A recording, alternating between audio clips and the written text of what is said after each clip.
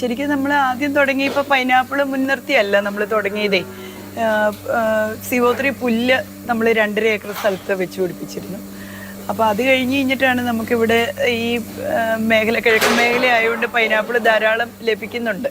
അപ്പോൾ അതുകൊണ്ടാണ് നമ്മൾ പൈനാപ്പിളിൻ്റെ ഗുണം എന്നാന്ന് വെച്ചാൽ നമുക്ക് വേനൽക്കാലത്തും പാലിൻ്റെ അളവ് കുറയുന്നില്ല.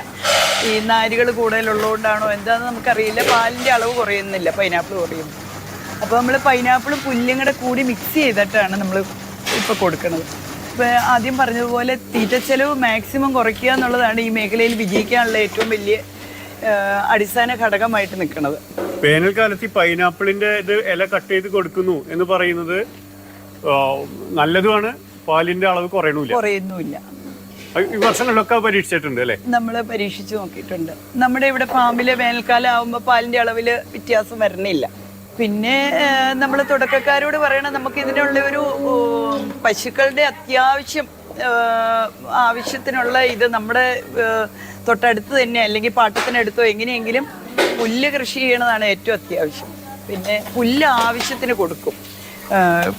തീറ്റ നമ്മൾ പെല്ലറ്റ് അതിന് മാത്രം കൊടുക്കാറില്ല. നേരത്തെ നമ്മൾ 10 ലിറ്റർ കിട്ടുന്ന പശുവിന് 400 ഗ്രാം വെച്ചിട്ട് ഒരു ലിറ്റർ പാലിന് നമ്മൾ കൊടുക്കാറുണ്ടായിരുന്നു. ഇപ്പോൾ നമ്മൾ അങ്ങനെ കൊടുക്കുന്നില്ല. കാലിത്തീറ്റ മാക്സിമം കുറച്ച് പുല്ലും പൈനാപ്പിളും ധാരാളം കൊടുക്കും, വെള്ളവും ആവശ്യത്തിന് കൊടുക്കും. ആ ഒരു രീതിയിലാണ് ഇപ്പോൾ നമ്മൾ മുമ്പോട്ട് പോകുന്നത്. ഇവരെ 2 നേരം കുളിപ്പിക്കും? എങ്ങനെയാണ് ഇവരെ ഇവിടെ? 3 നേരം കുളിപ്പിക്കും.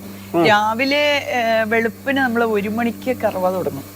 അപ്പോൾ നമ്മൾ 12-12:30 ആകുമ്പോഴത്തേക്കും എഴുന്നേക്കും, കുളിപ്പിച്ച് റെഡിയാക്കി നിർത്തും. അത് കഴിഞ്ഞ് മൊത്തം കുളിപ്പിച്ച് ഡ്രൈ ആയി കഴിഞ്ഞതിന് ശേഷമാണ് കറക്കുന്നത്. 5 മണിയാകുമ്പോഴത്തേക്കും കറവ മൊത്തം തീരും. പിന്നെ നമ്മൾ ഉച്ചയ്ക്ക് ശരിക്കും ഒരു 12 മണി 11 മണിയൊക്കെ ആകുമ്പോഴത്തേക്കും പിന്നെയും പശുക്കളെ കുളിപ്പിച്ച് കറക്കാൻ റെഡിയാക്കി നിർത്തും. പിന്നെ വൈകുന്നേരവും നമ്മൾ ഈ കറവ കഴിഞ്ഞിട്ട് ഒരു 6 മണിയാകുമ്പോൾ ഒന്നോടെ കുളിപ്പിച്ച് ക്ലീനാക്കി ചാണാനെല്ലാം വാരി വൃത്തിയുള്ള തൊഴുത്ത്. അതാണ് നമ്മൾ ഏറ്റവും ബേസിക്കായിട്ട് നമുക്ക് അറിഞ്ഞിരിക്കേണ്ട ഒരു കാര്യം. നല്ല വൃത്തിയുള്ള ഒരു തൊഴുത്തും നല്ലൊരു കറവയാണെങ്കിൽ അകിടുവീക്കം പോലെയുള്ള അസുഖങ്ങളെല്ലാം തന്നെ മാറി നിൽക്കും. നമ്മളിവിടെ ഡോക്ടറെ അധികം നമ്മൾ വിളിക്കേണ്ട ആവശ്യം വരാറില്ല. പിന്നെ കറവ നമ്മൾ ശ്രദ്ധിക്കും. മെഷീനിൽ കറന്നാൽ ലാസ്റ്റ് നമ്മൾ ഒന്നോടെ ഒന്ന് കൈകൊണ്ട് വലിച്ചു നോക്കും. മൊത്തം അകിടുവീക്കോ പാലിന് എന്തെങ്കിലും ടേസ്റ്റ് വ്യത്യാസമോ കട്ടയായിട്ട് വരുന്നുണ്ടോ നമ്മളെല്ലാ പശുക്കളെയും ഒന്നോടെ ചെക്ക് ചെയ്യാറുണ്ട്. പിന്നെ ഈ ഇടയ്ക്ക് വരുന്ന എല്ലാവരും പറയുന്ന ഒരു അസുഖമാണ് ഈ ലംബി സ്കിൻ എന്ന് പറഞ്ഞിട്ടുള്ളത്.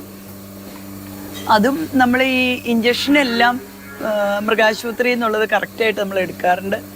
പിന്നെ നമ്മൾ ഇടയ്ക്ക് പശുക്കളെ നമ്മൾ വൈകുന്നേരം ഒരു തീയിട്ടൊന്ന് പുകച്ച് കൊടുക്കാറുണ്ട്.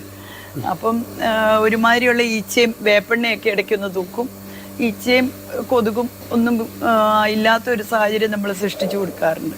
അപ്പം അതുകൊണ്ട് അങ്ങനത്തെ പ്രശ്നങ്ങളില്ല. കോവിഡിൻ്റെ സമയത്ത് കുളമ്പ് രോഗം നമ്മളെ ബാധിച്ചു. അത് കറക്റ്റായിട്ട് നമുക്ക് ആ ഇഞ്ചക്ഷൻ ആ സമയത്ത് എടുക്കാൻ പറ്റാതെ കൊണ്ടാണ്. എന്നാലും നമ്മൾ കൃത്യമായിട്ട് ഇഞ്ചക്ഷൻ എടുത്തതുകൊണ്ട് നമ്മളെ അധികം ബാധിച്ചില്ല. എന്നാലും ആ ഒരു അസുഖം വന്നതോടുകൂടിയാണ് പശുക്കളെ സ്വന്തമായിട്ട് നമ്മൾ ഇഞ്ചക്ഷൻ എടുക്കാനും പഠിച്ചു. അതായത് ഡോക്ടർ അന്നേരം എല്ലാ ദിവസവും വരുമായിരുന്നു. അതൊരു വലിയൊരു ഉപകാരമായിരുന്നു. അപ്പോൾ ആദ്യം നന്നായിട്ട് കറവയില്ലാത്ത ഒരു 10 പശുക്കളെ നമ്മൾ ഈ അസുഖം വന്നത് പ്രമാണിച്ച് നമ്മൾ കൊടുത്തു കഴിഞ്ഞ് കഴിഞ്ഞാൽ ഇതൊന്ന് മാറി നിൽക്കുമെന്ന് വിചാരിച്ചു. പക്ഷേ പിറ്റേ ദിവസം നോക്കിക്കഴിഞ്ഞ് കഴിഞ്ഞപ്പോൾ ബാക്കിത്തെ 10 പശുക്കൾക്ക് വരിക. അപ്പം അങ്ങനെയുള്ളൊരു സാഹചര്യത്തിൽ ഡോക്ടർ പറഞ്ഞു കുറച്ച് കാരത്തിൻ്റെ വെള്ളം നമ്മൾ കലക്കി വെക്കണം. അപ്പോൾ അത് ഫ്രണ്ടിൽ കലക്കി വെച്ച് അതിൽ ചവിട്ടിയാണ് ഞങ്ങൾ അകത്തോട്ട് കയറി വന്നത്.